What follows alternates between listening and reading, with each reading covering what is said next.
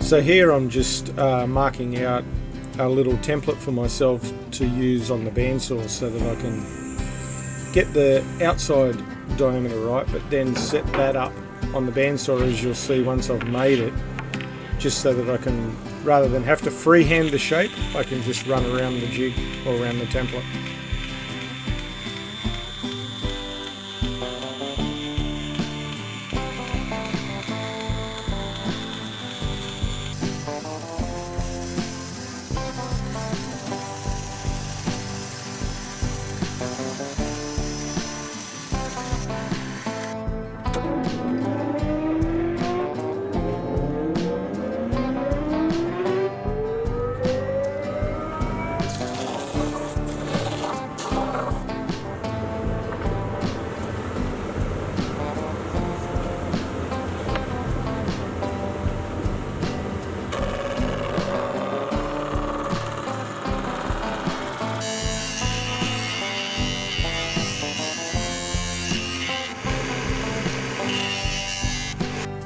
So I'm just marking out the thickness here so that I can get the right internal diameter.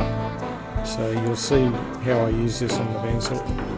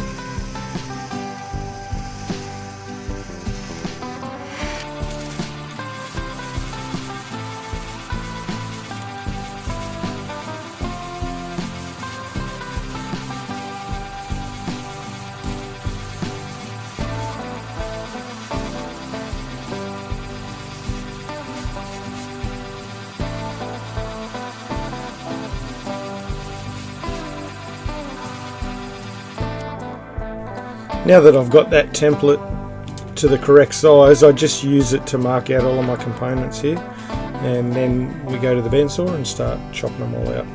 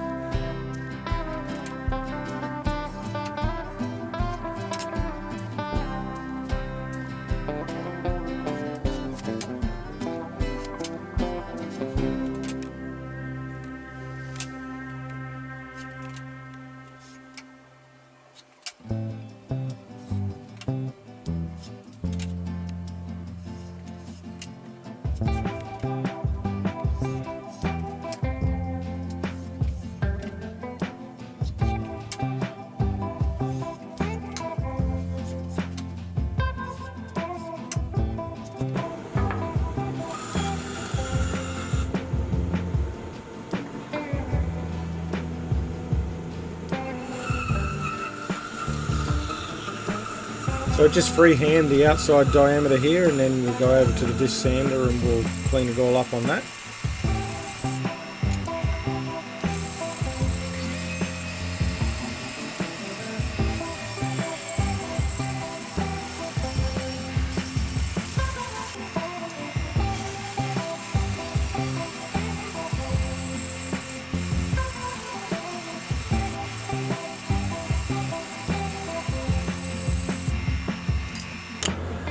And the paper here, as you can see, is well and truly worn out and in desperate need of being replaced, but that'll just have to be a job for another day.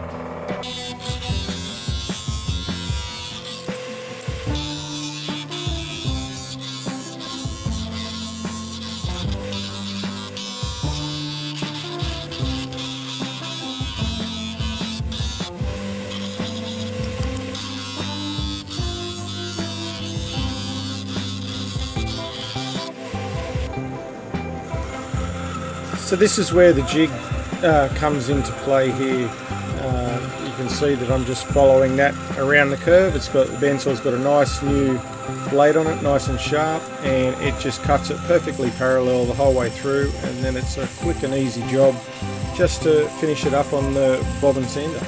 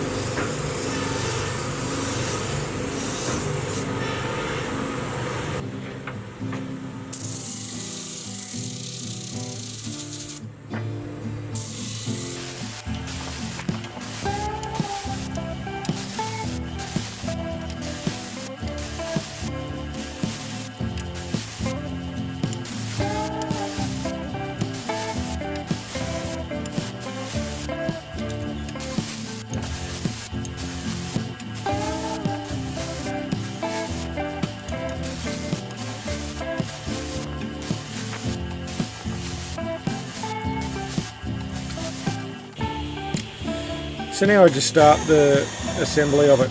So you can see the MDF template there, that's my actual window size that I have to replicate here. So I'm just forming around the shape of that and just building it up until I've got a frame width of 6 inches or 140mm thick.